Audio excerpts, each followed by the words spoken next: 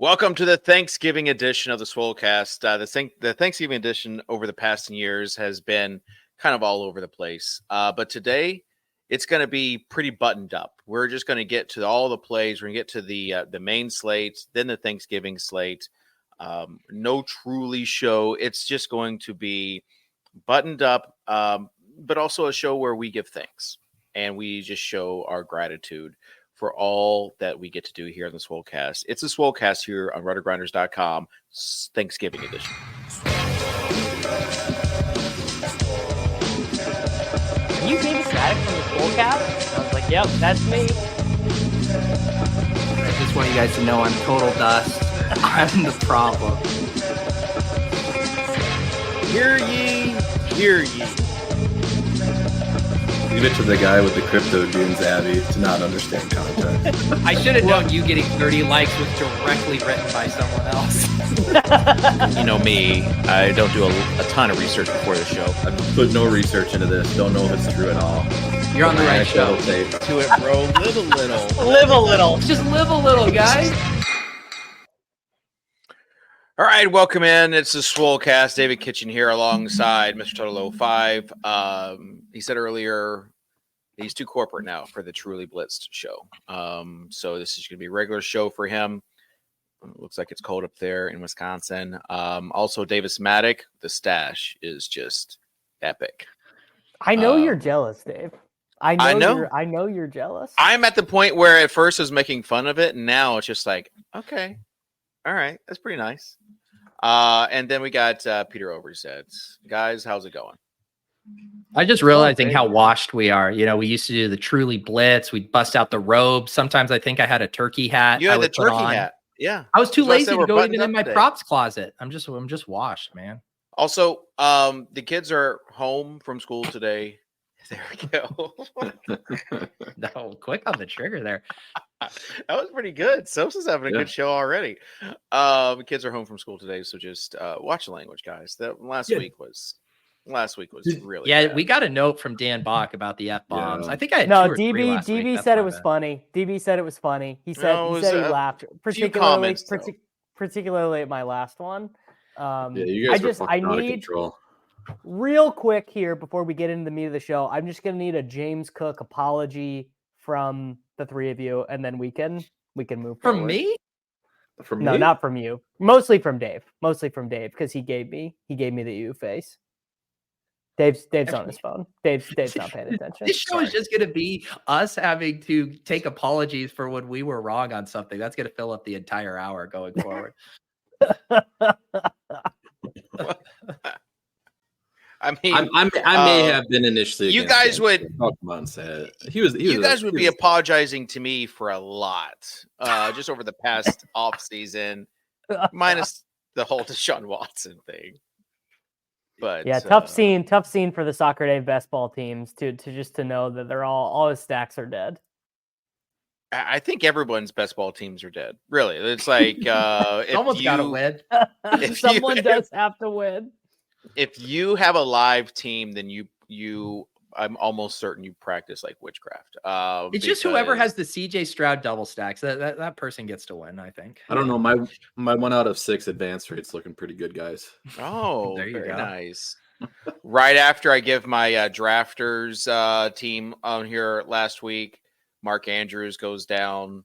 Jamar Chase no longer has Joe Burrow at the helm, so it's been tough. But that's why we have the Thanksgiving slate, which we're going to get to in the second half of the show. And so that means we have to really kind of just get through this part.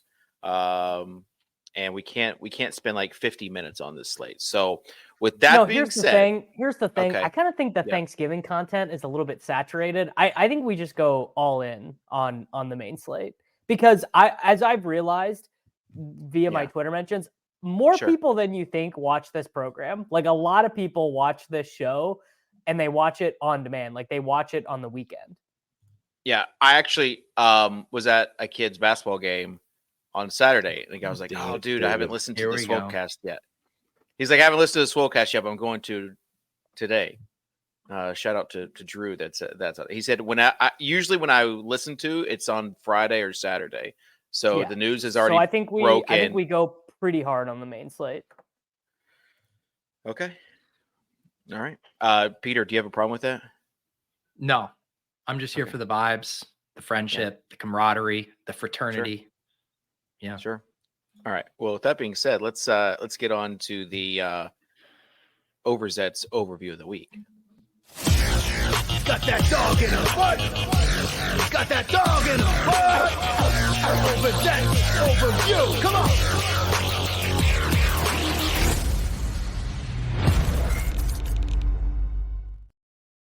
All right. Since, it is the Thanksgiving Swolecast, and I thought instead of doing an overview and jokes and roasts, I thought I could share a few things I'm specifically thankful for this year. So first of all, I want to say I'm thankful for Sims, the simulation, so I don't have to take ownership of my own bad decisions and can just blame the robots when my lineups don't do well. So thank you to the Sims for that. I also just want to mention as a quick aside, I did hear the real reason that Sam Altman got ousted from OpenAI is because the Sims were including the Commanders defense in the Sam Howell stacks last week. The board saw that and they said, man, this whatever you're working on, it's got to go. It's unethical. I'm thankful for David Kitchen, who is a consummate professional, the best host in the business. No one knows how he juggles being on time, being prepared, moving the show along at a perfect place, all while finding the time to get absolutely shredded in the gym. Dave, you're an inspiration to us all, and I'm thankful for you. I'm thankful for Davis Mattek as well, who, despite going on vacation this past week, managed to record an episode of the Gillcast from a tin can so we could all have content on a Monday morning. Thank you, Davis. Not just that, he also sent, instead of sending the file to the media team, he just sent them the link, which there is no download. So we had to record it in real time. I did get it corrected, but I literally recorded the podcast, uploaded it, posted on Twitter, and got in an Uber to go to the airport. So I wanted on the record, I did the best I could. He's just Devin, here's the link to the show. And there's no download option on it.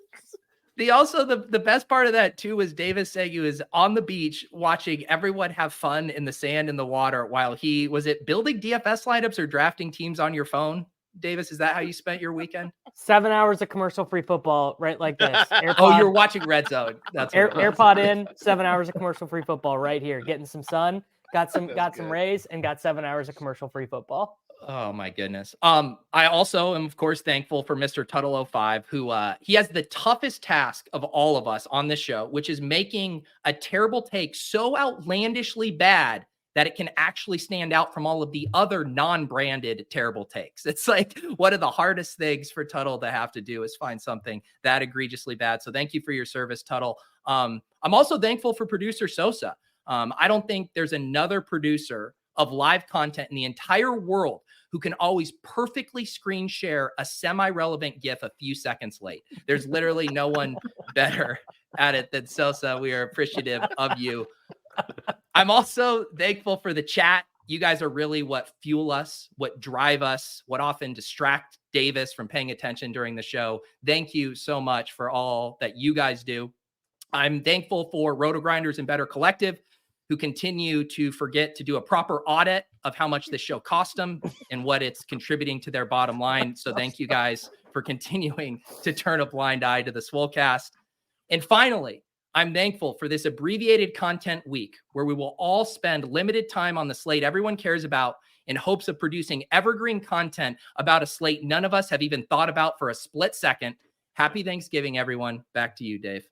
No, thank you. And also just on that note, probably should say we have the props and pick'em package available for $9.99 on rotogrinders.com, usually $50. So you can get all of the winners there. Have been crushing it. Shout out to Eric. Jokes make you a better host, Dave, because they remind you to do a necessary plug. It's but we did do this. So and to the live listeners, Doug McDaniel over 23 PRA in that Michigan game today.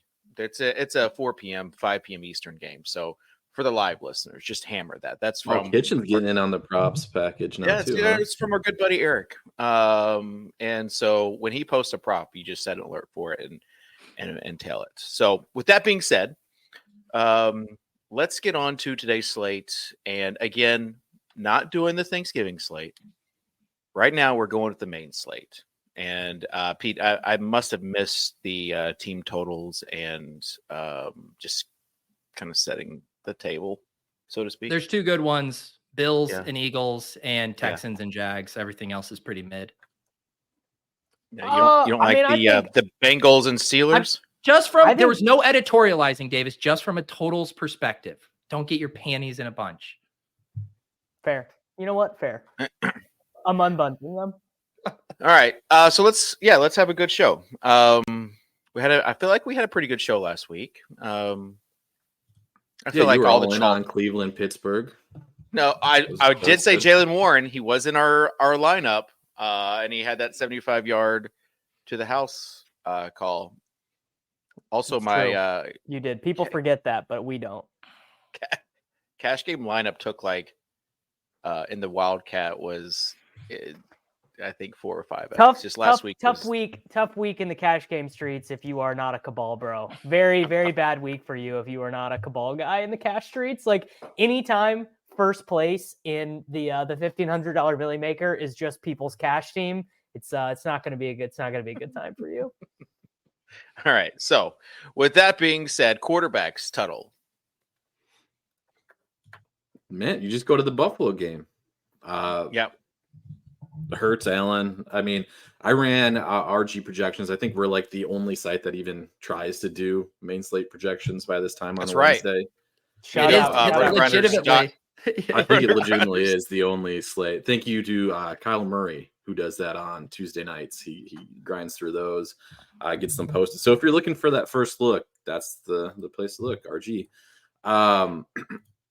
But yeah, of the cheap guys popping in early projections, it's Gardner Minshew. Who's showing at 5,100. Otherwise, it's the high end guys for me. The one injury note we have to follow, and we have him projected out right now, is Derek Carr. Because I can certainly get on board. Don't play Derek. Yes, I would love to play Jameis Winston on this slate. Like I said, Minshew's already showing as like the top point per dollar option. So if we can replace that with Jameis, that would be a lot of fun, I think. Yeah, you got Mahomes and Hurts. You got Stroud and Lawrence, right? Those are your top four. And how about one Mr. Kyler Murray? Kyler, they were a bunch of near misses last week, but he, to my very virgin eye, I mean, he just looks back to me. He looks like doesn't look any different than the guy when he ran for that before. Yeah, when he ran for some of those first downs and that touchdown there in the end zone, that's how you know he's back. I'm so I agree. The touchdown was in the end zone. It would have been tough for the touchdown to not be in the end zone. Yeah, you know. The main point being he's back and he's running. Like, it doesn't look like he is like not trying to run or stay in the pocket. Pete, is that what your eyes are telling you?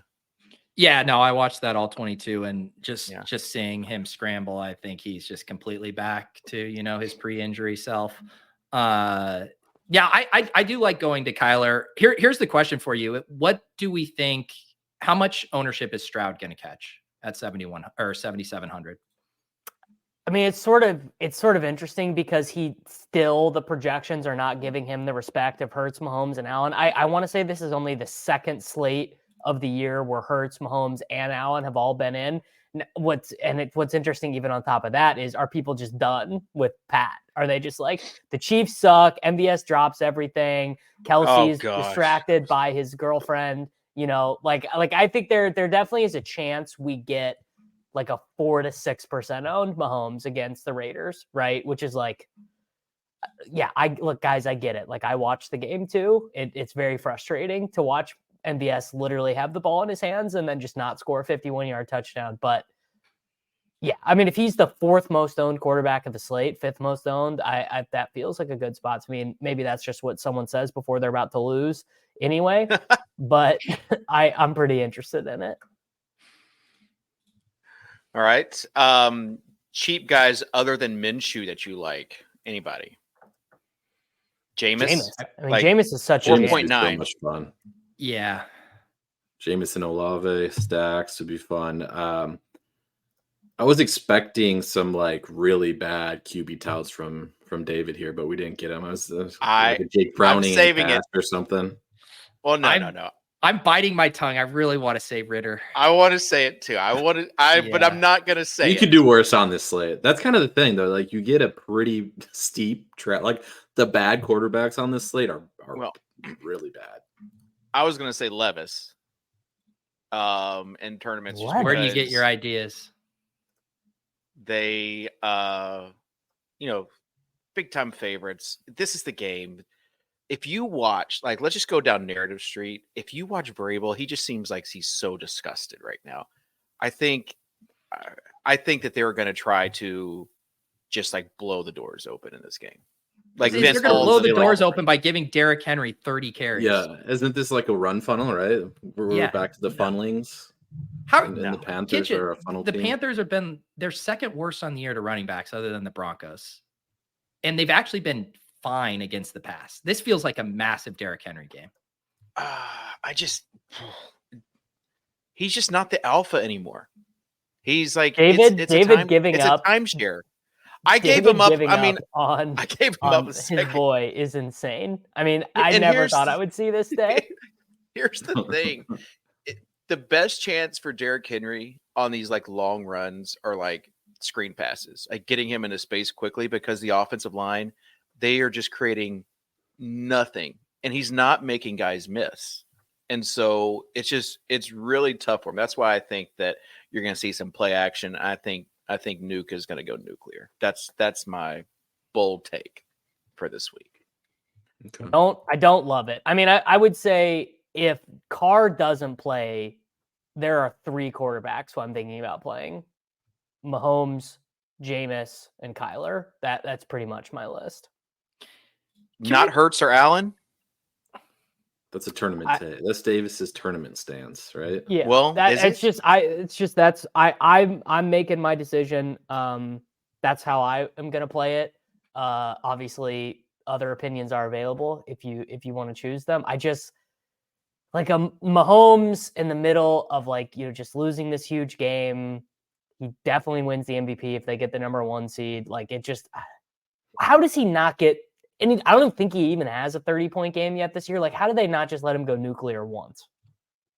I need the we talked all 22. I need the take here on Justin Watson, because he's min with the it's totally legit, and he's only going to earn the role is legit in the sense that he's the only one who can get open on like those post routes. Like MVS, sure, he can just totally clear out. They don't really trust Rice doing that. Rice's ADOT is like super low. I thought maybe for like half a second last week they were going to use Kadarius Toney for real. I think Toney got 3 touches on the first drive. I made the biggest prop wager of my life on Kadarius Toney over 6.5 receiving yards, and he got 7. He got 7, but they measured it. And I was like, if he doesn't get it right here, I know he's not getting another one, and I lose. So please give it to him. But yeah, Toney's not a real thing. The one thing that could throw a wrinkle in for Watson Tuttle would be if Richie James returns this week. Yeah. He'd been on IR, and then they made him a scratch last week.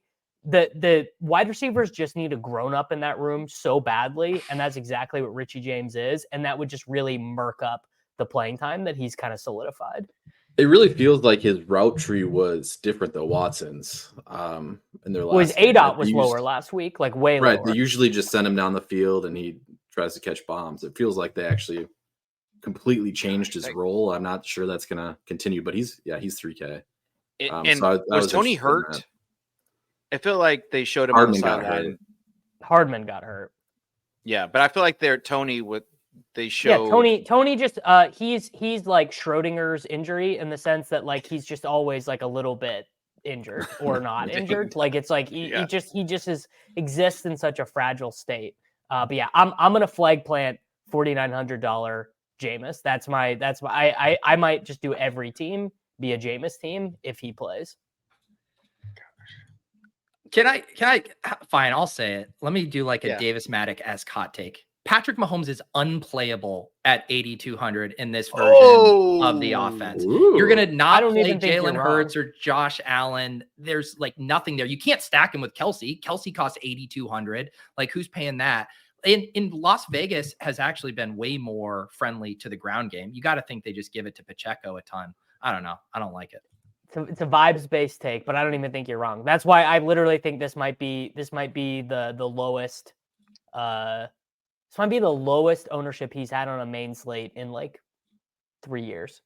Where's is Taylor Swift still touring in South America? She's still killing people in Brazil. Stop. It was Argentina. It was Argentina, but stop. Someone died at her show, brother. It was at she did it. What, did she shiv someone? No, Depends. No, they just weren't. Depends on, they weren't. If you listen to the mainstream media, Peter. They weren't allowing water into the stadium. I cannot believe you said that, Davis.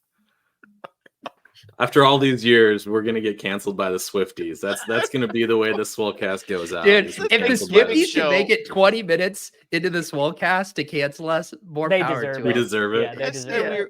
We're supposed to give gratitude on this show. I love you, Swifties. Don't come at me. Davis is the one that said it. Thankful for all the Swifties. Yes. Swift and Kelsey scoring on Monday was just poetic. All right. Running backs. No. DraftKings. David remembering how this show works. After 10 years, we're on. Now, this is a first look show, so I'm going to exclude myself from picking Winston here because I don't want to be responsible on Sunday for sending out the swap. Yeah, you got to send out a global alert. Yeah, I'm not going to do that. All right. Davis, you do go first. I get to pick first? All right, I'm going to start us off with a puker. I'm going to take A.T. Perry of the New Orleans Saints. Oh, my God. You're not going to tank the lineup by putting Winston in. But I think Perry is playable. I mean, Perry, whatever people thought Jalen Guyton was going to be last week before he got ruled out and he projected to be 20% owned, Perry's just a better version of that guy because he's a better player. He went to Wake, right? Yeah, he's a big dude.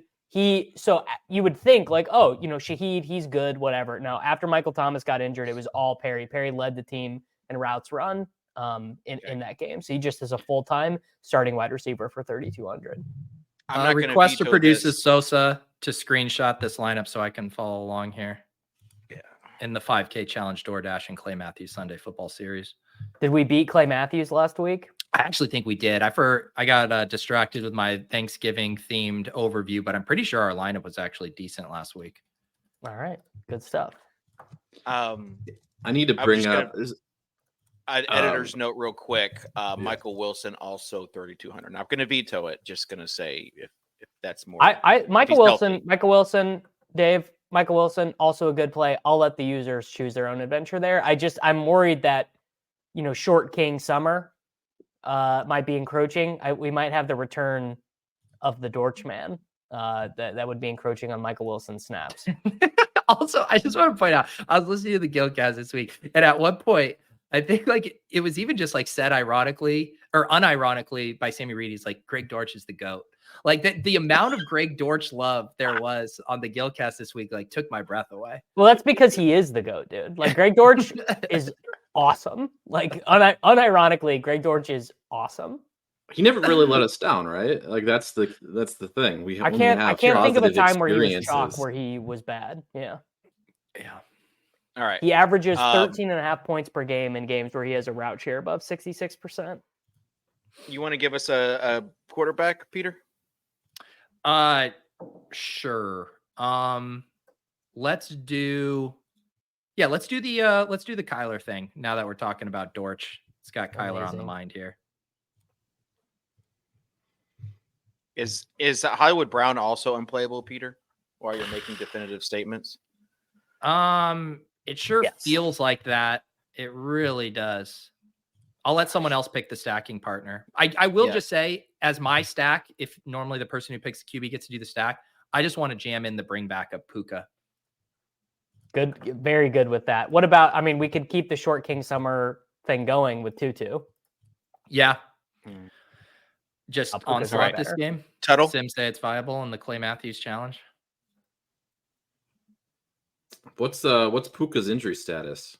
I know he was hobbled last game, and now he was fine at the end of last game. Shoulder injury, but shoulder. We'll keep him in there. Pete will send. He was all buddy with McVay afterwards. I mean, he was fine. Yeah, Cup is the guy. Have you ever seen an injured guy not smile before? I mean, yeah.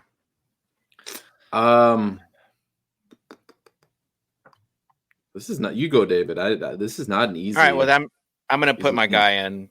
This is the Live Little Play of the Week. The DeAndre Hopkins as the third wide receiver. I'm sorry, guys. That was my fault. I should have taken Henry, so you couldn't have taken Hopkins. I mean, David. This is you know what? Whatever. It's fine.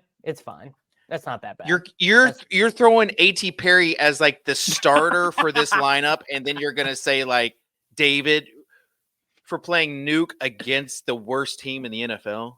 Your favorite tout is going to show up with A.T. Perry at 33% in his Millie Maker mix. So just be ready. Just be ready for that. Stacking partner here, light work, best tight end in the NFL, the new Gronk, Trey McBride. Yeah. Last week he was 50% owned. I'm going to guess he'll be a little bit more reasonable, 37% owned this week. Fine by me. I'd like it on record that I haven't made a pick yet, but I'm also not mad at that. Well, we've also given you like 3 chances too. No, you gave me one chance, and then I gave it to you to try to. But you were the third pick. Bit. Like it wasn't like I threw it to you first. Like you had 2 guys to go through. This lineup sucks. I'm trying to like salvage an already dead lineup in my brain. That's what we do around here. We make shitty lineups. Yeah, all right. Bring it my back. My brain is overwhelmed. All right. So with that in mind, let's just go Broncos defense here. I was not expecting you to bring us back into to EV with the Broncos D. I got nothing, guys. This lineup was dead on arrival. This lineup is not that bad. We've made it's also not that good. All right, we got running back and flex with $6,100 left per slot for 3 honestly, slots. yeah, it's more of the slate than how dead the lineup is. It's like, do I want to really say, hey, let's play Javonte Williams or Jonathan Taylor or whatever? Yeah, I was gonna say JT would be fun to put in here. He's going to be the chalk, right? Like, I mean, we'll get to running back in a second, but running back is not just in Tampa Bay's a pass funnel. There's not going to be any room for him. I couldn't even commit. To making fun of it. All right, I'm going to take. Wait, it's not my turn. It's Peter's turn. I just did JT. Or it's your turn then. Taylor. It's your turn then, Dave. It's David, and then me. Yeah. Oh boy. Let's. I kind of want to throw in Rachaad White. I know I'm gonna guess. I'm gonna guess the Sims aren't crazy about a Jonathan Taylor Rachaad White correlation. Well, the thing is, Rachaad White's not even a running back, really. He's a slot receiver. He's a $6,100 slot wide receiver. Oh man, this lineup is something. Yeah, this lineup went south. All right, we got 5,300. Davis, baby. Oh my God, we got an A.T. Perry bring back. We could play Drake London. Let's just put Dalton Kincaid in the flex. Yes, let's do it. Okay, all right. I'm not even going to enter this in cash. I'm not even playing this in cash this week. It's too far off the optimal. Maybe I should have gotten truly blitzed for this show. This is a thing. This one's rough. If you did Javonte instead of Rachaad White, yeah, you just go Javonte and Kirk or something like that. Pretty rough, yeah. Why do you want to? I would not want to be playing Javonte even with the defense correlation against the Browns. Why you don't like a three-way running back split in a 34-point total game? Sounds good to me. Scared that likely. Yeah. Maybe not so much for me. All I mean, to me, the best running back play is Bijan, right? Like, shocker. Of course it is. Well, did you guys hear? Did you guys hear the Arthur Smith? Coming. Did you guys What's hear he the saying Arthur now? Smith press conference? What's he saying? It sounds like maybe he has learned a little bit. It sounds like maybe the bye week gave him a chance to humble himself a little bit. But the long and short of it is that they're going to get the ball to Bijan more. And Bijan was getting the ball a ton in their game before the bye. Like, they finally committed to him for real. He got 22 rushes and he ran the third most routes on the team. Okay. Change defense, go Bijan, change defense, and then see what we got. Who's got the cheap defense? I thought we were already done with the lineup. I've moved on. Back. Yeah. Okay. We want to. We're putting lipstick on a pig, Dan. There's just no point. Fucking hate in there.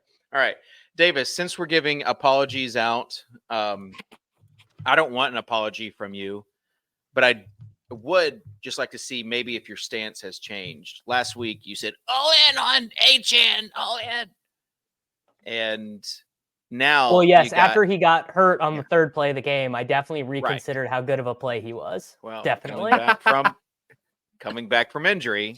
I mean, all the faders would have gotten. I mean, they would have gotten destroyed.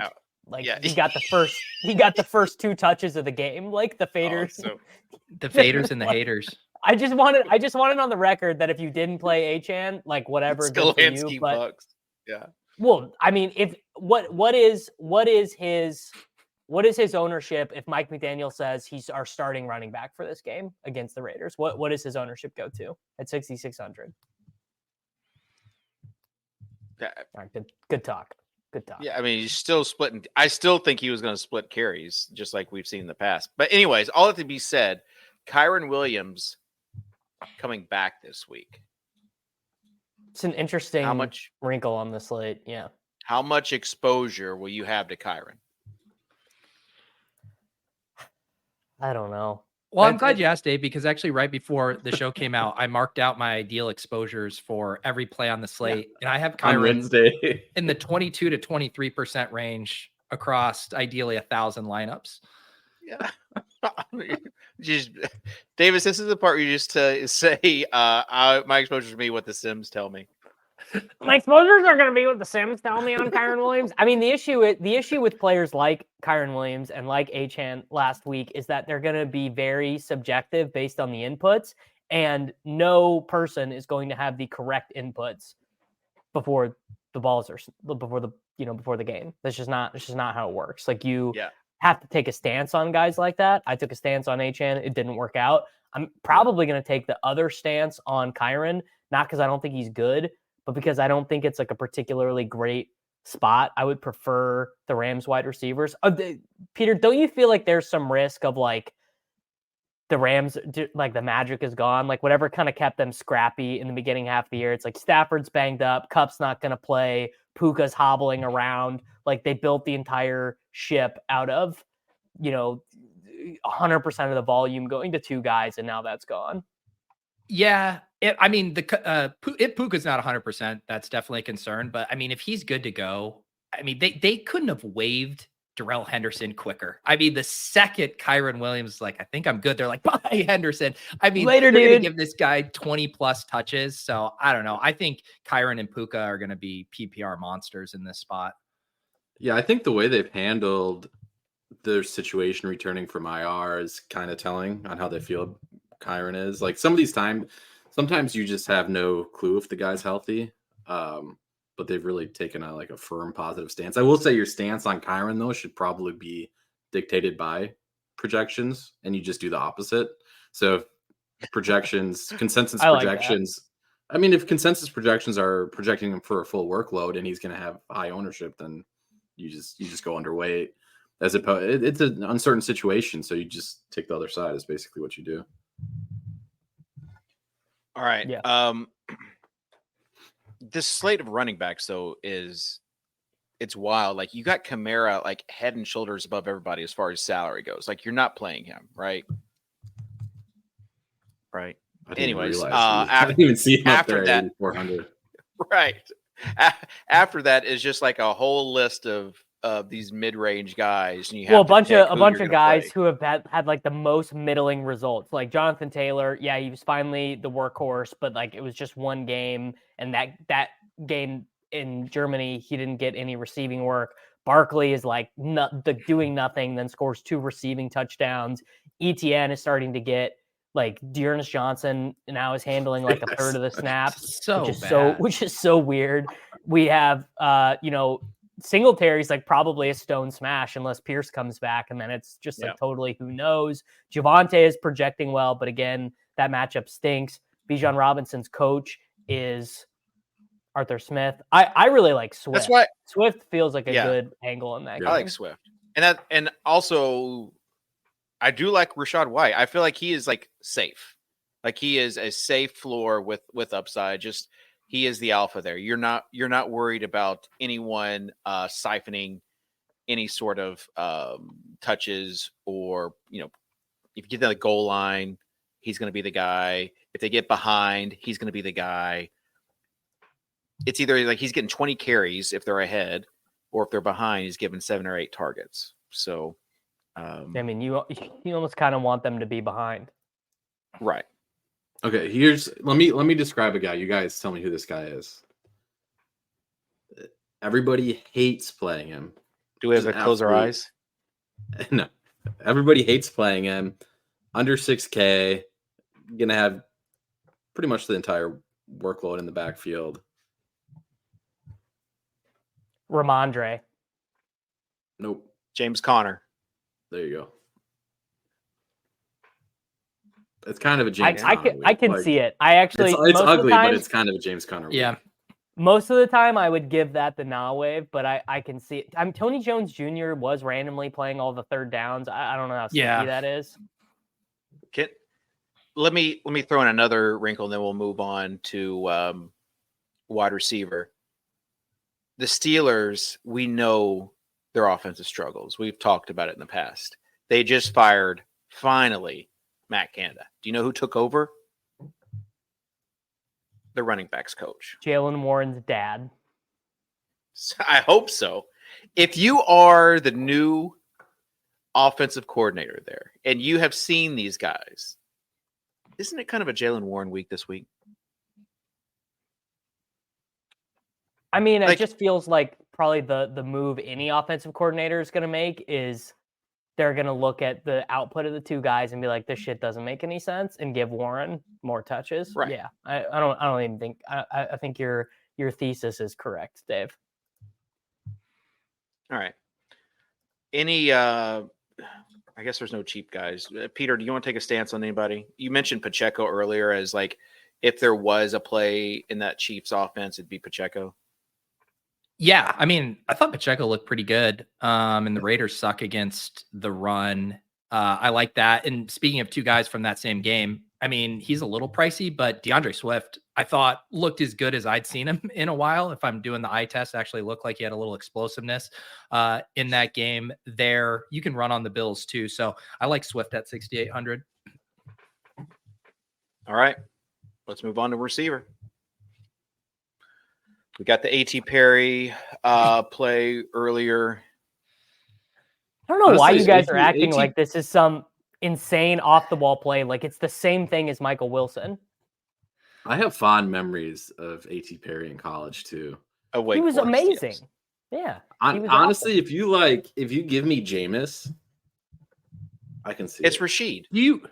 I was just gonna say, I guess the question for me is like, how do you think he stacks up projection, both points and ownership, to Shaheed? Well, the ownership will be none because no one outside of this show is literally going to mention his name. But I think he ran 13 more routes than Shaheed last week. Like what? Shaheed is exactly who he is. We literally know who Rashid Shaheed is. It's not a guy whose game improves by playing more, but so Perry's just going to be on the field more. We don't need to spend the entire show talking about A.T. Perry though. I got one for you guys. Calvin Ridley, $6,000, smashes last week. Do we officially buy the narrative that he just needs Zay Jones in the lineup, brother? That's already also been debunked too. Like I think Zay Jones wasn't even on the field for one of his touchdowns last week. That's what Hayden or Josh, one of the two of them. Yeah. I just got to give a shout out to the Calvin Ridley slappies. Like this is the thought process of a Calvin Ridley slappy. First, we got to start taking this guy in the second round because he ran this crisp route during August training camp. Then they pivoted to, and because this guy was so good, the best route runner in the league, elite wide receiver, they then pivoted their messaging to, please God, we need Zay Jones back to unlock our guy that we were taking in the second round. I mean, the slappy arc for the Ridley people has been truly a sight to behold. Man, Liam has been keeping me up to date on all of the developments in the slappy arc, and it's really been something to behold. He and Kyle have just been going back and forth in my DMs arguing about Calvin Ridley. It's been real nice. Peter, boots on the ground take Demario Douglas.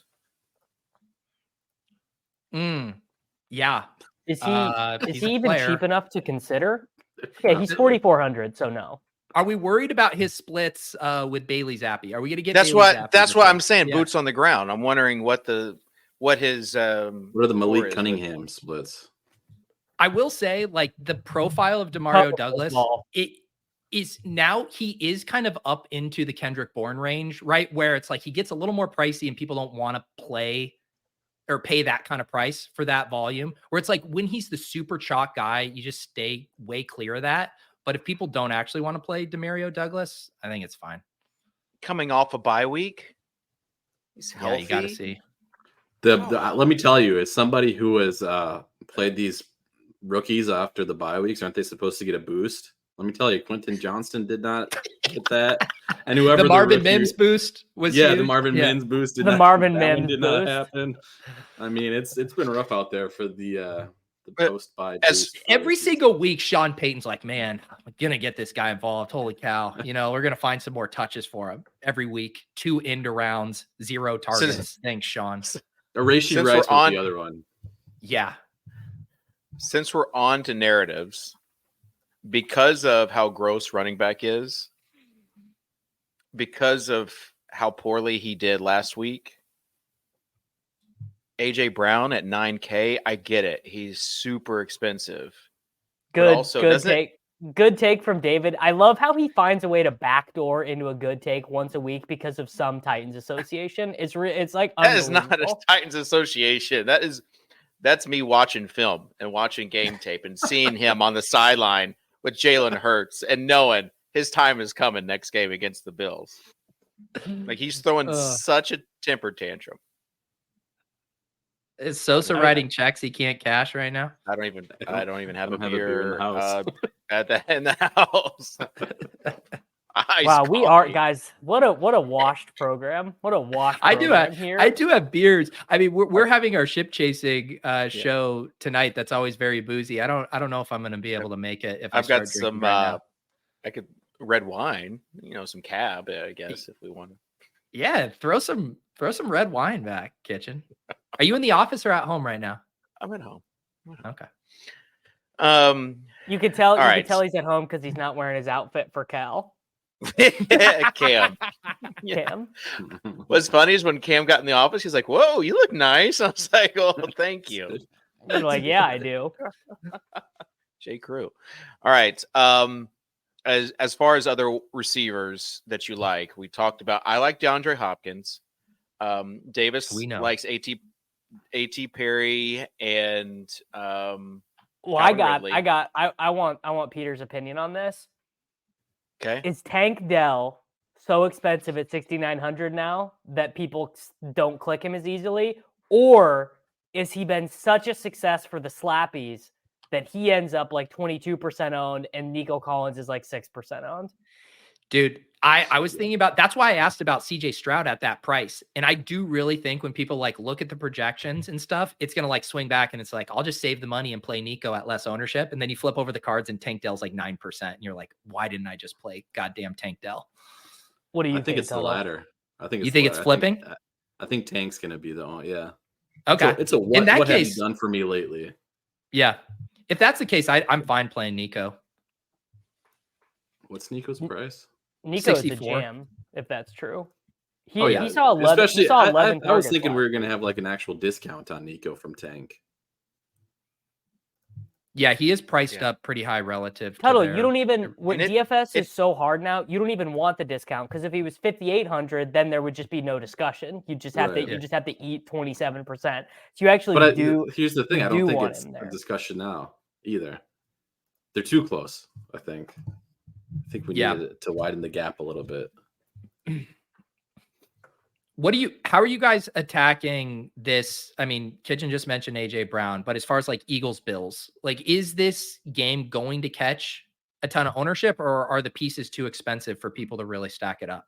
It kind of depends if there's if Michael Wilson or some cheap wide receiver ends up getting projected really strongly, if there's like an AT Perry or an AT Perry, I don't know, if people are comfortable playing Cade Otton or Pat Freiermuth or whatever, like that's kind of the direction you have to go, where there's got to be a 3K-ish player and people have to be comfortable eating. There's not even a defense below $2,600 on DraftKings this week. That's kind of insane. Yeah, I feel like it's too hard, right? Like to do, you could, I guess, do Hurts, Brown, Kincaid without having like total dust balls around them, but you couldn't add in anyone else, I don't think. I think once projected ownership's released, whatever Shakir is, add like 5% to that. Oh yeah, very good. People, I think he's 3,600 on DK. I think people will chase that a little bit, so that especially they're not playing the 18 Perrys of the world. Yeah, that's what I was gonna say. Like, it's crazy that Diggs isn't even after these past two games, but he's not even like on the tip of our tongues in the highest over under. Well, who has the zone versus man breakdown for the? Oh for the God, don't even go there. Because that matters for Gabe Davis, right? That's the Gabe Davis stat. Does it? Yeah, he's better against zone, I want to say. I've really lost my patience. I've really started to lose my patience with shit that I know touts just say to fill airspace, and the man versus zone is like the number one. I think my technique would be it's nuanced, or my take would be that it's nuanced. Like, of course, it probably matters for like Davis has no clue what that word even means. Yeah, who are you talking to, brother? Davis is much more versed in vocabulary than I am. Davis could say a million. No, I'm just saying that nuance is not in his vocabulary. Is what I'm saying. Okay, yeah. There you go. But yeah, I mean, I think it matters for a handful of people, right? But that's like really select. What no one has ever been able to adequately explain to me in either a projection sense or a ball knowing sense is why a guy would only be capable getting open one versus the other. In the sense that if you are good enough to consistently beat man coverage, you're going to be impossible to cover in zone coverage. And if you are a zone beater, then you should also be able to run the type of routes that can win in isolation, particularly if you're a slot wide receiver, which is what a lot of these guys say. And also, most defenses do a hybrid of both. There's no NFL defense that solely does one or the other. So that's the biggest argument, I think, right? And if Davis's take is true that it's now just such a prevalent talking head point, I think you could argue that stuff is baked into ownership, right? Where it's like if two players were projected equally, all of that, and then one had the far better man versus zone splits, like the ownership projection now is going to tilt in that favor because everyone consumes that content, wants to jam it in on the good side of that split. Yeah, that's definitely true. Man, just a hearty macro discussion by us. Look at us. How about on the back. Justin Hardy macro discussion, and David is just watching. And if he wants to talk about Justin Watson now. I want to talk about Justin Watson. 3K, 11 targets last week. Well, Peter said he's unplayable. I said no. Mahomes was unplayable. Get out of here. Who I'm dropping a blank on the name. Who does the perception reception stuff with the route trees? Matt Harmon. There we go. We need the Justin Watson. I'm telling you, this guy Watson's route tree changed last week. This is using him down the field. You mean? I mean, I can tell you just by looking at his average intended yards from last week that it was much different. Yeah. And so if that's like a change that's going to happen, like I don't think this was what I'm saying is that it wasn't a fluke game out of a Watson if that's like his intended usage going forward. Every once in a while we'll get these fluke games where guys just pop up. It was also the most snaps he's played in a game this year, and it coincided with MVS playing fewer snaps. Like the wide receiver snap counts for Kansas City saw a big break last week. MVS went down to 47%. It was the first game he played less than 60% for the entire year. Sounds like it looks like Hardman probably would have played a lot because he played 20% and got hurt in the second quarter. So Tony probably had to play a little bit more because Hardman was hurt. And I think if Richie James is back this week, he'll fill in for some of that stuff. So just to be clear, we got 6 minutes left to finish wide receiver, do tight ends, build a FanDuel lineup, and do the Thanksgiving slate. Davis said we're going hard into the main slate, so that's what we're doing. I do legitimately have a busy afternoon here, so let's pick it calm up. Calm down. I got a Brian. Let's do the FanDuel team. Hold on, real quick. This Cooper Kupp Puka thing. Let's say that Cooper is out. Giga smash. Play a lot of Puka, like a lot, maybe 100%. Okay. And then last thing, Peter, close your eyes. You're creating a lineup for your team. You jam in a few guys, and then you click the optimize button, and you see in the wide receiver slot a 4,900 Deontay Johnson, because right now his projections are pretty good. As far as dollar per point, what are you doing with that? Well, after discussing A.T. Perry or paying up for DeAndre Hopkins, Deontay Johnson starts to look real inviting at that price. A.T. Perry's 63-yard touchdown in the second quarter is going to be one of the shining moments of my tout career. I haven't brought up. You're going to make us issue an apology about A.T. Perry. I haven't brought up Player Profiler for a while. But I did this morning because I wanted to see Green Bay tight ends, and I like their strategy. Apparently, they just take these guys that are actually like really athletic, which is cool. Yeah. That's a Thanksgiving slate type of thing. Perry's looking pretty decent, and I do have fond memories of him. Oh yeah. He's good. Pittman and Evans. Throw those in your GPP mix as well. Let's move on to FanDuel now. All right, who's got the first pick, Dave? Davis, you were in my mentions saying that you weren't going to make a Thanksgiving FanDuel lineup because it takes so much time to log into your account. I mean, I literally can't. Like it locks me out. Here's what I would like to do. I would like to do like a live stream, not today, but I would like to do a live stream where you live stream like how to get into your account, and let's just see if it takes like less than 3 minutes. 3 minutes is probably a good number. I just want to see the effort that has been made to really log into your account. And like 2-factor authentication. What does that even mean? All right. I'm taking Jalen Hurts. It's a little bit easier. It's a little bit easier to jam our guy. On FanDuel, you got to play the best plays. I'm going to pair him with AJ Brown, so the other guys have to really find the value. I like AJ Brown. Well, FanDuel is so weird because when you actually sort by like dollars per point, you actually get like the best plays instead of isn't that crazy? Yeah, isn't it crazy how that works? All right, you don't Peter? waste 30 minutes talking about AT. Did we? No, we jammed in Kincaid in the other one. Let's throw Gabe Davis in on FanDuel. Can we do Shakir? I like it. Can I ask for Shakir or no? You can pick whoever you want when it's your turn. When it's my turn, I will make my pick. Okay. All right. Hey, fair. I like it. Got some bite. It's gross. All right, David. All right. Let's play James Conner. This is a good FanDuel play. When I think of FanDuel, I do literally think of just like James Conner flooding optimals. That is very true. All right. Yeah. Davis. Kyle Pitts. Oh my God. Just in time for Desmond Ridder to throw the ball 19 times to Johnny Smith. I just love how we talked about when you sort the dollars per point, you get the best plays. We also know that FanDuel, you can play the best tight ends, and then you go with Kyle Pitts. Yeah, the best tight end. Best tight ends. Yeah. Yeah. We're going Chris Olave. Okay.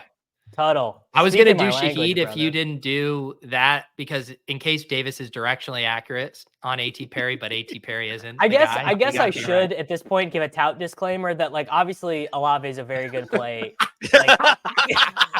A tout disclaimer. When do we start giving those out? Classic. Right now. Literally right now. All right, so let's go defense. Let's see what like Cardinals, if we paired them with James Conner, what we're left with. 68.50. I feel like Texans D is a smash. Trevor Lawrence stinks. Okay, or you can get $200 less and then you get 69.50. But that allows us to play. Did we play Jonathan Taylor in the other lineup? We did. Yeah. We could play. This is kind of a weird spot. Let's go with Swift. Let's go with Swift. I like it. Full onslaught. Yeah. Anytime you can play DeAndre Swift and Jalen Hurts together, I think you absolutely have to do it. It almost worked last week, I guess, with week. McCaffrey and Purdy. So same thing. Pacheco's cheap as hell. How much does this leave us? 6,700. So it's like James Cook, Pacheco, Kincaid, Deontay Johnson. Literally any. Deontay Johnson's got to be the worst FanDuel play imaginable. Javonte Why, is it would not be full point PPR. All right, Javonte. Yeah, let's play Pacheco. Let's play Pacheco. I like that. All right, we really had him in the first half. What if we upgrade? Well, I don't know if it's an actual upgrade, but Swift to Singletary. It makes my brain function a little bit better to look at that. Okay, that is a downgrade. I know, that's the issue. That's just bad. The overcorrelation is like, people are this Tuttle. This is for a sub 1,000 size contest where we don't have to worry about the slightly negative correlation between the. I don't know. Is it? Here's the thing. Is it a downgrade? Yeah, I feel like Gabe Davis kind of. Is Pierce going to be back though? It sounds like it all depends on Pierce. If Pierce is back, it's an obvious downgrade. And you're not issuing a global swap, so we got to keep Swift. No, all right. We'll stick Swift. Gabe Davis is this week's or this lineup's A.T. Perry. If it works, it works. If it doesn't, oh boy. Tight ends, Trey McBride, smash. Anyone other than Trey McBride. You solved it already? Okay. Trey McBride. Kincaid? Sure. It's the usual suspect. If you like 6 for 60 with a 39.5% chance of a touchdown, Dalton Kincaid is your man. Okay. Liam Murphy is typing. Do you have any strong takes about tight end, Peter? No. Okay. No strong. I really like Michael Mayer. He is like a full route guy. He's like over 90% route share now. He's cheap. And he's cheap. Yeah, he's very cheap. I think we might finally escape the tyranny of people telling me all week that Evan Ingram is you do the 2 tight end lineup. Like, I've had so many people send me optimal lineups with Evan Ingram in them. It's like they never learn. I think I'm finally I've been chasing this Evan Ingram shit, not even specifically on DraftKings, but in the underdog drafts every week. He just projects so well, and I think I'm just done. He was in the RG optimal that I used last week that cashed in the Wildcat thing for it. He led all tight ends in air yards last week. Yeah. Like, I don't even know how that's possible with his ADOT on the year, which is like at the line of scrimmage. He's on the buy low model for sure. I don't think the buy low model exists anymore. Where do you find that these days? Bitcoin.org. Common sense. The common sense buy low model. Dude, would the ultimate heel turn be if like Hermsmeyer started like encrypting the buy low model on a block on the on the BTC? Flow blockchain? Yeah. That would be pretty good. All right. Dalton Schultz. Sure. Good play. Okay. All right. Mayer is my terrible take of the week. All right. So we got the Sunday slate. Let's move on to the Thanksgiving slate. 5 minutes after. These people that had tuned in after the intro. Why am I full screen? So saying the second half would be the You made a great face as a reaction. Yeah, the reaction gif. So, all right, let's I don't know. Do we want to say anything about the Thanksgiving slate? Do you want to say anything at all, Davis? Like Cowboys, smash, typical. Don't like. My guess is that Tucker Kraft ends up being the most owned player in the history of Thanksgiving DFS slates. So if you just don't play Tucker Kraft, you probably don't have to worry about ownership or dupes or anything like that in the big contests. Yeah. I do whatever the Sims say with Tucker Kraft. If they say Tucker Kraft's a good play, just listen to the Sims. And to that point, if you find yourself on Thursday night just wanting some action, we got Sim Labs. You can just go in, log on, Sim Labs, create however many lineups you want. It's so easy that even I can do it. That's how about this? How about we all give our favorite non-obvious play for the Thanksgiving slate? It sounds like you've already got yours. Jalen Tolbert. Oh, that was one of mine. Jameson Williams. Nah, total this is 2023 DFS. Jameson Williams is going to end up being like the 6th most owned guy of the slate. No. Have you guys heard of Zach Charbonnet? Okay, that's the old one. Where do you get your ideas, Kitchen? Where do you get your ideas, Dave? Oh man, Christian Watson. Maybe this is the game that he needs. So I like Watson. I think he's going to end up being kind of popular. I'll do Dobbs, who's going to be a little bit more expensive. People aren't going to want to go to him. Now they don't have Musgrave. It's leverage on like the Kraft stuff because they look to Dobbs all the time in the red zone. Like that's his one. See this. Go ahead. Pete queued this up just because he had this. Yeah, that's what I'm saying. No, he was like, let's do one take with like a pre-prepared Dobbs take. I just wrote up the newsletter for tomorrow. It's fresh in my head. Let me double dip. I was going to do Tolbert, but David stole it. 5 targets back-to-back weeks. What's the Green Bay running back situation? Anybody have a clue on that? AJ Dylan and Taylor. If you want to be a huge 9th level Galaxy Grand Wizard, you play Patrick Taylor. I do not. All right. Tuttle, did you flag plant Diami Brown or someone like that? I don't even know. Like, who's your terrible take for tomorrow? For tomorrow, I don't have one. I don't have a terrible take. I was told Jameson Williams is too popular.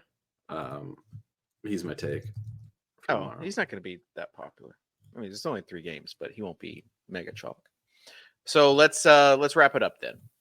Let's wrap it up. And Tuttle, we'll start with you.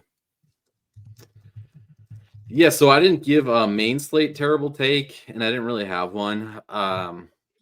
Other than choose your own adventure with the Carolina cheap receivers.